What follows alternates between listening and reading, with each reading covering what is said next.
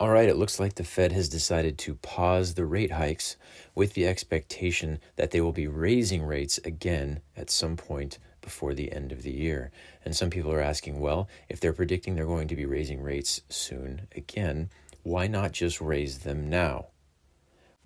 Well, that's because they're lying to us. They aren't uncertain about what's going on. They aren't indecisive. They aren't waiting for more lagging indicators or leading indicators or logging indicators or anything else. They're just lying about what they're doing. See, they're pretending that they're operating based on the dual mandate, which is that they want to keep inflation down and unemployment down at the same time. And right now they're saying that they want to have inflation at about 2%, which, by the way, is compounded. So it's much more than 2% if you're just picking a fixed point in time and expecting it to go up 2% per year from that point. It goes up 2% per year from the last year. And what they're now estimating is that they want to hit a target of about 4.1% unemployment. But the dual mandate is absolute nonsense. See, it goes like this. When the Fed talks, they aren't talking to us. We are just the people who get their eye contact and get to sit in the room while they're having the conversation. But the conversation is not with us. It's as if two parents are sitting in their living room on a Christmas Eve, and their young son is in bed around the corner but won't fall asleep. So one says to the other, "Gee, I sure hope little Timmy goes to sleep soon so Santa can come and bring the presents."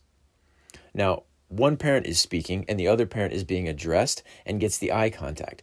But that isn't a conversation between parents. It's a message from one parent to little Timmy. It's the same with the Fed. The dual mandate is a cover story that acts as a so-called conversation between the Fed and U.S. citizens and markets, when in actuality, the Fed is sending a message to foreign markets, investors, governments. They're talking to global competitors of the Fed and the U.S. dollar, and they're talking to regimes that they want to either play ball or risk losing their leadership role in their country. When the Fed pauses and then threatens to raise rates again in this year, it's not because they don't know what they're doing. It's because they're in the middle of beating the hell out of foreign economies, and they're pausing to see if these economies are ready to play ball, if they're ready to get in line, to sign the contract, to give up that competitive reserve currency that they've got in the works. Are they ready to give the U.S. access to their resources? Are they ready to sign that trade deal?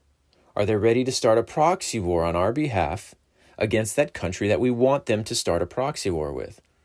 So the Fed pauses because it knows that its economic policies are damaging the hell out of foreign countries far more than any damage that it's doing to the U.S. So they pause, and with its fist pulled back, the Fed asks, have you had enough, or should the beatings continue? Remember in late 2021, they told the world it would be business as usual in 2022. Rates would stay low, money would be easy, so go ahead and borrow more. Build those factories, those highways, those airports, buy up that commercial real estate, because there will continue to be cheap loans available to refinance the loans you currently have and cannot pay off. But they lied through their teeth.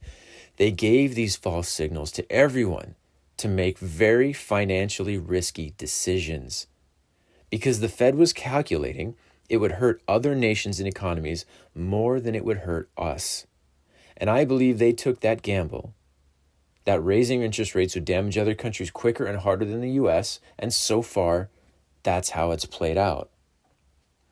All of this is under the cover of balancing unemployment and inflation. But those numbers are flexible, and they can move around, and it's not an exact science.